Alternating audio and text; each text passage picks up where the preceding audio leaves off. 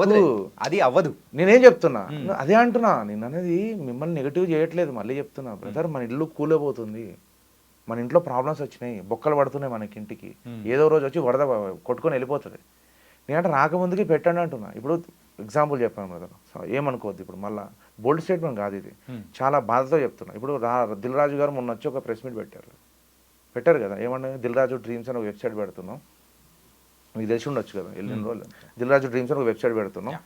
అక్కడ ఆ వెబ్సైట్ ఉద్దేశం ఏంటంటే కొత్త టాలెంట్ని వెలికి తీయాలి, కొత్త స్క్రిప్ట్స్ రావాలి, కొత్త మేకర్స్ రావాలి, మన కొత్త ఇప్పుడు అయిపోయింది ఈ తరం, ఇప్పుడు ఒకటి ఉంది, బట్ రేపు ఫ్యూచర్ కూడా మనం ముందే డిజైన్ చేయాలి అనేది గుడ్ థాట్. రియల్గా I appreciate that thought, but the way you are going is wrong. You got my point. నాలాంటి కళలుగానే ఫిల్మ్ మేకర్ సినిమా తీయనేయండి, దానిలో 95 మంది చెత్త సినిమాలే తీస్తారు, నేను మళ్ళీ చెప్తున్నా, కానీ వాడు నేర్చుకోనేయండి. ఆ 95 సినిమాల్లో తప్పులు చేస్తే నేర్చుకుంటాడు. 5 సినిమాలు విక్రమ్ లాంటి వాడు ఏదో కూడా ఒకడు వస్తాడు, 5 సినిమాలు చేస్తాడు. దాన్ని తీసుకొని ఎట్లా రిలీజ్ చేయాలి, మన సపోర్ట్తో ఎట్లా రిలీజ్ చేయాలి దాని మీద పెడితే విక్రమ్ అంటోడు నిలబడతాడు. రేపు విక్రమ్ అంటోడు మీ దగ్గర సినిమా చేస్తారు, ఆ హీరోలు మళ్ళీ మీకే డేట్లు ఇస్తారు, మీరే వాళ్ళ డేట్లు తీసుకుంటారు, వాళ్ళతో మళ్ళీ ఒక తరం మొదలవుతుంది. నువ్వు సినిమా నా ఒరిజినల్ సినిమా చూడకుండా if you are doing the same thing, ఆ 20 years బ్యాక్ సినిమాస్ వస్తాయి బ్రదర్. ఇప్పుడు ప్రశాంత్ నీల్కి ఎవరు చెప్పరు. ప్రశాంత్ నీల్కి ఇప్పుడు ఏమైనా చెప్పారనుకోండి పెద్ద ప్రొడ్యూసర్ ఇలాది ఇలాది అంటే కేజీఎఫ్ రాదు మీకు. అవును, రాదు. అది డైరెక్టర్స్ ఒక క్రియేటివిటీని బట్టి బయటికి వస్తుంది. వెట్రిమారన్ గారు అంటే పెద్ద చూస్తారు, I like him, is my inspiration. But Vetrimaaran దగ్గరికి వెళ్ళి ఇలాది 18లో ఎలిబెట్టి ఇలాది అంటే చేయలేరు అంటున్నా. అనురాగ్ కశ్యప్ కావచ్చు, రామ్ గోపాల్ వర్మ కావచ్చు, మీకు చెప్తున్నా, హేమీలు అందరూ ఏంటంటే మణిరత్నం గారు కావచ్చు, ఫెయిల్యూర్స్. మీరు చూడండి మణిరత్నం గారు ఫస్ట్ ఎన్ని సినిమాలు ఫెయిల్ తెలుసుగా మీకు, బట్ ఒక మార్క్ క్రియేట్ చేశారు కదా. నేను అనేది అది రాంగ్ అంటున్నా, ఇది రైట్ అంటున్నా. నాకు ఇప్పుడు ఒక స్కెడ్యూల్ ఇచ్చేయండి, సింపుల్. విక్రమ్ అంటోడు సినిమాలు తీస్తాడు, విక్రమ్ అంటోడు భయపడడానికి రాలేదు, విక్రమ్ అంటోడు ఆపలేడు, నన్ను ఆపాలంటే నేనే ఆపుకోవాలా. నేను ఒక స్టార్ని క్రియేట్ చేయగలను, స్టార్ని పెట్టుకొని వితౌట్ డైరెక్ట్ మీ సినిమా తీయలేరు. Got my point? Yeah. I'm straightly telling you, without director, if you have a star, if you have a money, you can't do the film. Right. So మీరు ఒక అన్నారు కదా ఇల్లాక ఒకటి, రేపు మీకు సినిమా ఉంటుందా లేదా ఏం ఆలోచిస్తారు ఫ్యూచర్లో బ్రదర్, నేను అదే చెప్తున్నా. నెక్స్ట్ 15 years సంబంధించిన మొత్తం గ్రౌండ్ ప్లానింగ్ నేను చేసుకున్నా, అల్టిమేట్ సినిమా కూడా రాసుకుని ఉన్నా. ఓకే, ఇప్పుడు ఈ సినిమా అటు ఇటు అయితే ఇంకో సినిమా ఏం చేయాలో కూడా తెలుసు నాకు. ఓకే, నేను ప్రిపేర్ ఉన్నా. సినిమా హిట్ అయితే ఏ సినిమా తీయాలి, సినిమా ఓకే నాకు మంచి రివ్యూస్ వస్తాయని తెలుసు, కానీ థియేటర్ సంబంధించిన రిజల్ట్ కూడా ఆధారపడి ఉంటుంది. అంటే ఇప్పుడు పెద్ద రేంజ్ పోవాలా, మిడ్ రేంజ్ పోతారా, అర్థమేం కదండి. ఇప్పుడు పెద్ద రేంజ్ పోవాలంటే థియేటర్స్ నుంచి కూడా వసూలు రావాలా. లేదంటే కొంత ఫిల్మ్ మేకర్స్ ఏంటంటే కంటెంట్ బాగా తీసిండు, డైరెక్టర్ గారి దగ్గర టాలెంట్ ఉంది, రివ్యూస్ చదువుతారు, చేస్తారు, ఫోన్ కొడతారు, వీడి దగ్గర టాలెంట్ ఉందని చెప్పి. ఇప్పుడు మీకు ఎగ్జాంపుల్ చెప్పాలంటే విరూపాక్ష డైరెక్టర్ ఫస్ట్ సినిమా చెప్పండి, కార్తిక్ దండు గారు. ఫస్ట్ సినిమా చెప్పండి, గుర్తులేదు మీకు. ఇప్పుడు అదే కార్తీక్ దండు సుకుమార్ లాంటి ఒక బ్రాండ్ ఇట్లా పెడితే కార్తీక్ దండు తీస్తే అది అయింది. ఇప్పుడు అట్లాంటి బ్రాండ్ ఎవరో కూడా నా వైపు చూస్తూ ఉంటారు ఖచ్చితంగా. నేను ఇప్పుడు నాకు నెక్స్ట్ 15 years సంబంధించిన స్క్రిప్ట్స్ అన్ని 7 సంవత్సరాలు రాసేసుకున్నాను. ఇప్పుడు నన్ను పిలిచి ఇప్పుడు రాయమంటే అట్లా కాదు, ఆస్ట్రేలియా లేను, నీకు ఏ రేంజ్ సినిమా కావాలనే దాంట్లో ఆధారపడి ఉన్నది, అంటే బడ్జెట్ని బట్టి అంతే. ఇప్పుడు 400 కోట్ల సినిమా తీద్దామంటే నేను రెడీగా ఉన్నాను. అంటే జోక్ కాదు నేను చెప్పేది, ఏదో గాలి మాటలు కాదు, విత్ బౌండ్ స్క్రిప్ట్. నేను ఎప్పుడైనా బౌండ్ స్క్రిప్ట్తోనే మాట్లాడతా, నాకు చాలా క్లియర్ ఉంటాను నేను సినిమా విషయంలో. అట్లా తీసినా కాబట్టి ఇట్లా చూస్తున్నాం ఈ సినిమాని. సో అది చేయగలను. నేనేమంటున్నా అంటే నన్ను ఆపేది ఎవరైనా ఉందంటే నన్ను నేనే ఆపుకోవాలి, నన్ను ఎవడు ఆపలేడు. మళ్ళీ చెప్తున్నా, వీళ్ళు అనుకోవచ్చు నువ్వు నన్ను ఆపుతున్నా అనుకోవచ్చు, నన్ను ఆపేయడం కాదు, నన్ను ఆపేదాన్ని నువ్వు కూలిపోతావు. అంటే మీరు ఇలా అంటున్నారు, కొట్టాల శివ గారు కూడా ఒక స్టేట్మెంట్ అనేది కూడా పాస్ చేశారు ఇంతమంది, ఏంటంటే ఎవరి పని వాళ్ళు చేస్తే బాగుంటుంది అని చెప్పేసి ఈ టైప్. సో అది ఇది మీరు చెప్తున్నది కూడా కొంచెం సిమిలర్గానే కనిపిస్తూ ఉంది. అవును, సిమిలర్ అది. ఇప్పుడు ఎవరి పనాలు చేయాలి అదే అంటున్నాం. ఇప్పుడు ప్రొడ్యూసర్ పని ప్రొడ్యూసర్ చేయాలా, డైరెక్టర్ పని డైరెక్టర్ చేయాలా, ఓకే, కొరియోగ్రాఫర్ పని కొరియోగ్రాఫర్ చేయాలా. మనం ఒకటి అనుకున్నాం కాబట్టి వదిలేయాలి. మేము ముందే స్క్రిప్ట్ లాక్ అయ్యేటప్పుడే మేము మాట్లాడుకోవాలా, స్క్రిప్ట్ లాక్ అయిన తర్వాత మాట్లాడకూడదు. సినిమా ఎట్లయినా పోవచ్చు, కానీ సినిమా స్క్రిప్ట్ క్లియర్. మన దగ్గర ప్రాబ్లం ఏందో చెప్తాం, మళ్ళీ ఎవడు బౌండ్ స్క్రిప్ట్ పెట్టుకోడు. నిజంగా అండి, అంటే బౌండ్ స్క్రిప్ట్తో షూటింగ్ మొదలు పెట్టరు. ఓకే, పాయింట్ అనుకుంటారు, ఓకే, డేట్స్ వస్తుంటాయి, సడన్గా ఫైనాన్స్ ఎలిమెంట్స్ ఉంటాయి, సడన్గా ఏదో స్టార్ట్ చేయాలంటారు, స్టార్ట్ చేసిన తర్వాత రాయడం స్టార్ట్ చేస్తారు. ఒక మన హెడ్కి మన టేల్కి సింక్ ఉండదు, స్ట్రక్చర్ ఉండదు. నేనేమంటే బౌన్ స్క్రిప్ట్ రాసుకుంటే సార్ టెన్షన్ లేదంట. ఇప్పుడు కేజీఎఫ్ అనే సినిమా 45 కోట్ల తీసిండు. కేజీఎఫ్ ఎట్లా తీసిండు? అదే సినిమా మనది ఏమనండి, 100 కోట్లు అవుతుంది బడ్జెట్. నేను నిజంగా జోక్గా చెప్తున్నా, దిస్ ఇస్ అ ప్రాబ్లం అంటున్నా. Okay, Prashanth Neel done 45 crores లో కేజీఎఫ్ తీసేసిండు. అంటే విత్ బౌండెడ్ స్క్రిప్ట్ తోనే కాన్ఫిడెన్స్ అనేది కూడా నోస్ వచ్చింది. ఎవ్రీథింగ్. ఒక చిన్న పాయింట్ రాసుకున్నాడు మనోడు, అంత డీటెయిలింగ్ అయితే ఆ సినిమా తీయలేరు. కేజీఎఫ్ 125 crores లో కంప్లీట్ చేసిండు. మనం ఒక సినిమా నార్మల్ కమర్షియల్ సినిమా తీస్తే 100 కోట్లు అవుతుంది మనకి. నేనేమంటున్నా అంటే ఇప్పుడు నేను ఒక తీసే 100 కోట్ల సినిమా 400 కోట్ల సినిమాలా కనబడుతుంది. ఎందుకంటే విక్రమ్ నోస్ ఎవ్రీథింగ్. రాసుకుంటా నేను క్లారిటీగా. ఆ క్లారిటీ వచ్చినప్పుడే షూట్ స్టార్ట్ చేస్తా. ఇప్పుడు 7 సంవత్సరాలు ఊరికైనా పట్టదు, వదిలేసి వెళ్ళిపోవచ్చు, ఏది పడితే అది తీసేయచ్చు. నన్ను అడిగారు కదా, ఇప్పుడు ఒక పెద్ద వ్యక్తులు 2-3 అన్నారు కాంప్రమైజ్ కమ్మన్నారు.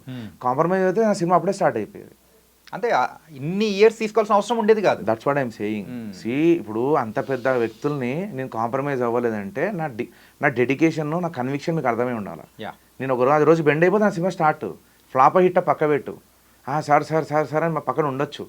నేను అట్లా ఆ క్యాండిడేట్ కాదు నేను. ఎందుకంటే దాంట్లో ఏమవుతుందంటే చెప్తున్నానండి, మీరు మునుగుతారు నేను మునుగుతా. బెటర్ నేను వెళ్ళి కష్టమైనా పర్లేదు, బట్ పర్ఫెక్ట్ ఏదనిపిస్తే అదే చేద్దామనే ఉద్దేశం నాకు ఉంది. సో నేనేమంటున్నా అంటే నేను వాళ్ళకి ఎవరికి వ్యతిరేకం కాదు, నాకు అందరితో సినిమా చేయాలంటుంది. బట్ నాలాంటి ఫిలిం మేకర్స్ నెక్స్ట్ వచ్చిన వాడికి ప్రాబ్లం ఉండకూడదు. ఓకే, మీరు నాకు ఒకటి ఇచ్చేయండి, ఒక గైడ్ లైన్స్ ఇచ్చేయండి, ఇట్లా ఫాలో అయితే మీకు వచ్చేస్తుంది. సంక్రాంతి రోజు కూడా మీకు ఒక 50 సెంటర్లు ఇస్తాం, మీ సినిమా మెటల్ ఉంటాయి. అంటే మీకు లేదండి, స్పేస్ లేదండి, తమిళ సినిమా వచ్చేస్తుందండి, కన్నడ సినిమా వచ్చేస్తుందండి అంటే ఎన్ని రోజులు చేస్తారు బ్రదర్? కన్నడ సినిమాకి ఎట్లా వస్తుంది అంటున్నా, సంక్రాంతి రోజు మీకు ఎట్లా పెడతావు నువ్వు చెప్పు, నాకు చెప్పు బ్రదర్, నేను అడుగుతున్నా, ఎట్లా పెడతావు? కన్నడ సినిమా అంటే అక్కడ ఉన్న వాళ్ళతో ఉన్న పరిచయాలు, సో రిలీజ్ చేసుకోవాలనే ఉద్దేశాలు. అదే అంటున్నా. నెట్వర్క్ మీద ఎన్ని రోజులు బతుకుతారు అంటున్నా.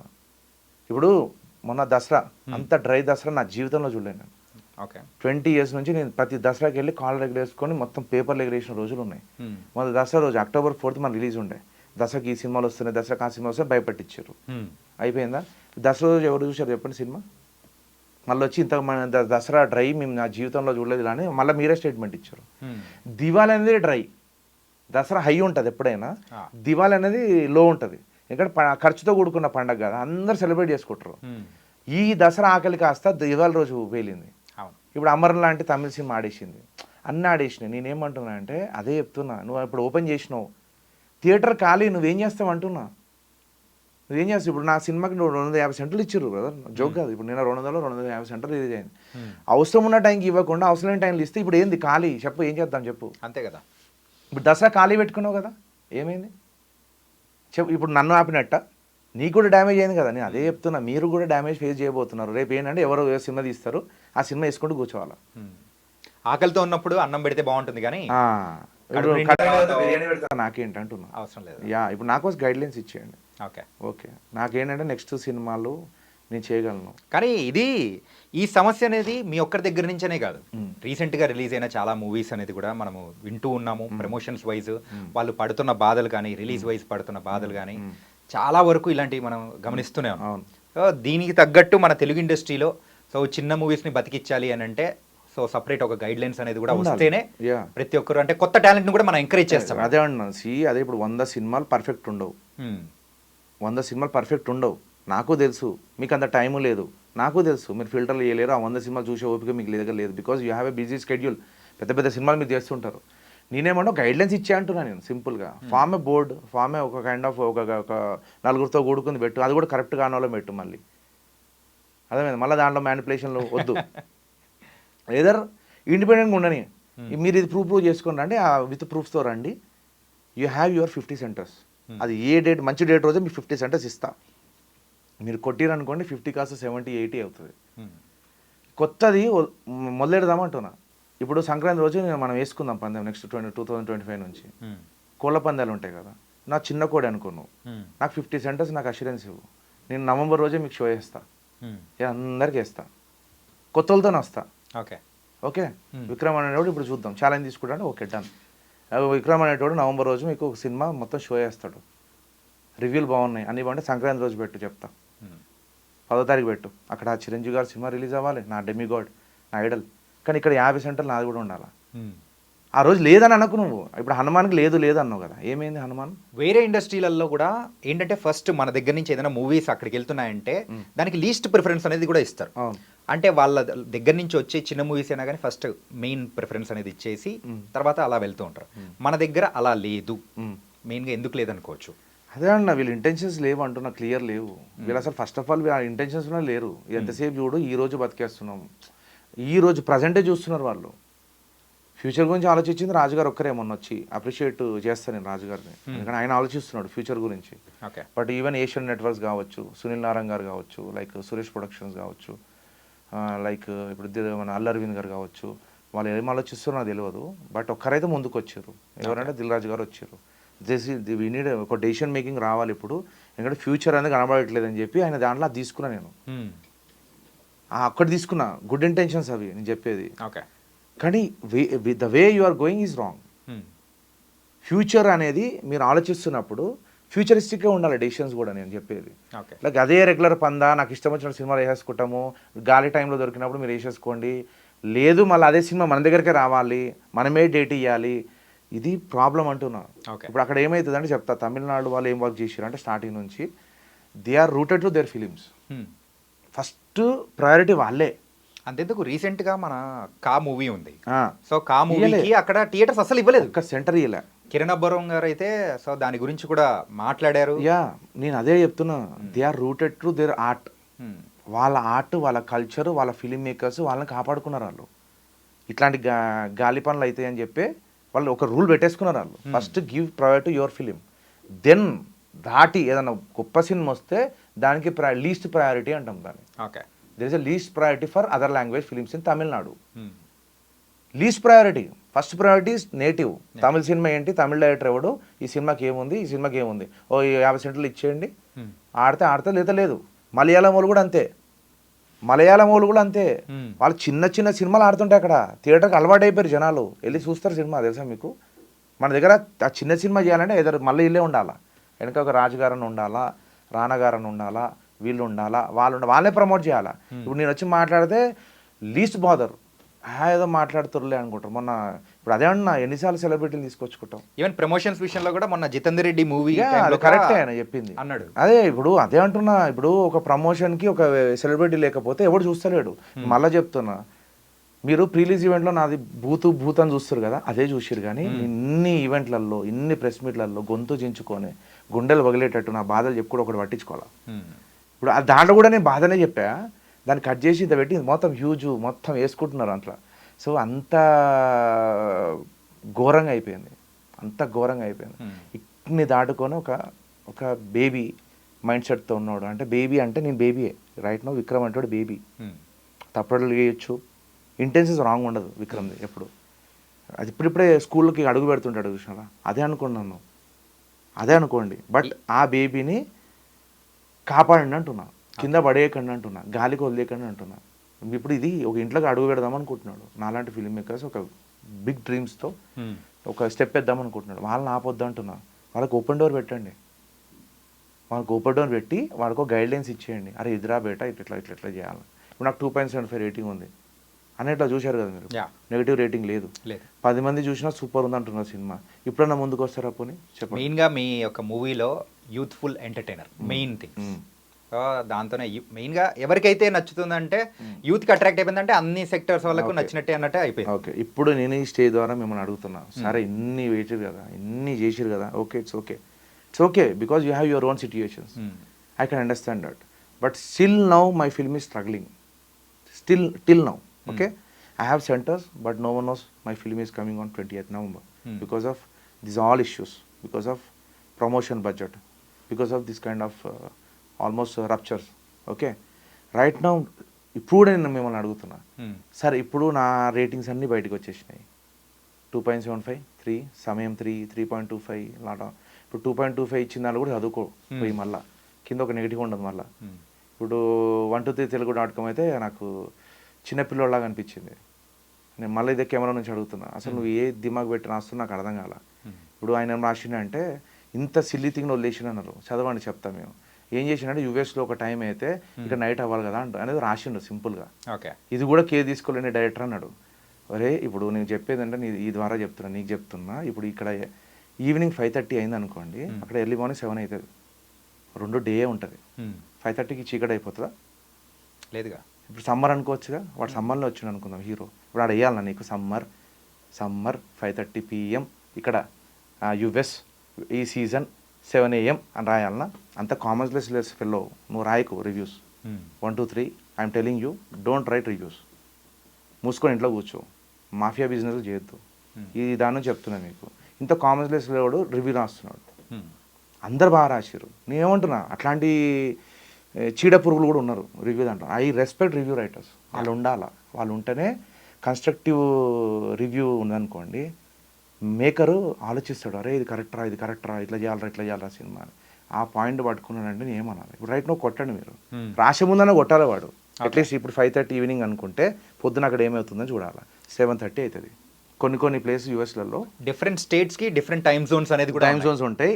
యూఎస్లోనే చూడండి డిఫరెంట్ టైమ్ జోన్స్ ఉంటాయి. మళ్ళీ ఒక దగ్గర చీకటి అయింది, ఒక దగ్గర చీకటి అవ్వదు. అలాంటి వాళ్ళు మన సినిమాని ఇంతమందిని దాటి ఇప్పుడు కూడా అడుగుతున్నా. I'm asking you, my request is to you people, ఒక్కరన్నా మాట్లాడండి, సినిమాని కాపాడండి. ఎందుకంటున్నా అంటే చాలా కష్టపడి తీసిన సినిమా, 7 years కష్టపడా. నాకు ఏదో జాలి చూపించడం ఏంటంటే నేను టైం ఇచ్చినాను కాదు, మళ్ళీ కూడా మెరిట్ ఉంటేనే. ఇప్పుడు ఐఏఎస్ ప్రిపేర్ అయ్యేటోళ్ళు రాస్తుంటారు మంచిగా, ర్యాంక్ వచ్చినట్టు కదా తీసుకొని కూర్చోబెడతారు. నాకు ఇంత కష్టపడ్డ ర్యాంక్ ఇవ్వండి ఇవ్వరు కదా. నేను ప్రూవ్ చేసిన కాబట్టి ఈ షో ద్వారా ఐ డ్రీమ్ ఎందుకు పిలిచిరో తెలియదు. I need a magic. నాకు మ్యాజిక్ కావాలి. ఈవినింగ్ ఈ టాక్ స్ప్రెడ్ అవ్వాలంటే ఒక మ్యాజిక్ జరగాలి. మేబీ ఐ డ్రీమ్ మ్యాజిక్ అనుకుంటున్నా. From this medium I'm requesting you, please ఇప్పుడైనా సపోర్ట్ చేయండి. ఈ సినిమాని కాపాడుకోవడానికి. ఈ సినిమా ఎందుకు కాపాడుకోవడానికి ఎందుకు రీజన్ చెప్తున్నానంటే, 8 మంది కొత్త టాలెంట్ ఆర్టిస్టులు ఉన్నారు. విక్రమ్ అనే ఒక కొత్త డైరెక్టర్ ఉన్నాడు, కొత్త డిఓపి ఉన్నాడు, సంతోష్ రెడ్డి అనే DOP. They are all merited. వాళ్ళకి అది ఉంది. ఒక్కరు కూడా నెగిటివ్ రాయలేదు ఒక ఆర్టిస్ట్ గురించి. ఇట్లా పర్ఫామ్ చేయాలి, అండర్ పర్ఫామ్ చేసిండు. అసలు చూస్తుంటే వీళ్ళేరా రియల్గా నటిస్తున్నట్టు ఉంది, అసలు నిజంగా చూస్తున్నట్టు ఉంది అని చెప్పి రాసిరు తప్ప. మరి ఇక వాళ్ళందరిని కాపాడుకోండి బ్రదర్. నన్ను కాపాడినా లేకున్నా పర్లేదు, నాకేం ప్రాబ్లం లేదు. 20 సంవత్సరాలు మొత్తం ఒక 100 సార్లు చచ్చిపోయి బతికినా నేను. సో నాకు ఇదేం ఛాలెంజ్లు కాదు. నువ్వు ఈడ ఆపితే నేను వేరే కాడ చేస్తా, నన్ను ఇంకొక దగ్గర ఆపితే ఇంకో దగ్గర చేస్తా, నన్ను మళ్ళీ నువ్వు వీళ్ళందరూ చేస్తే కొత్త సినిమా తీస్తా. మళ్ళీ సంక్రాంతిలో చెప్తున్నా కదా, గేమ్ ఆడుకుందాం మనం, మంచి గేమ్ ఆడదాం. ఐపీఎల్ ఆడతారు కదా గేమ్ అందరూ, మనదే 11 members టీం ఎవరు మనోళ్ళే. కానీ ఐపీఎల్కి వచ్చారు గేమ్ అయితే 11 మంది డివైడ్ అయిపోయి గట్టి కొట్లాడుతుంటారు. కొత్త టాలెంట్లు బయటకు వస్తుంటాయి దాంట్లో, మీకు తెలియదు. చూడండి ఐపీఎల్ నుంచే కొత్త ప్లేయర్స్ బయటకు వస్తుంటారు.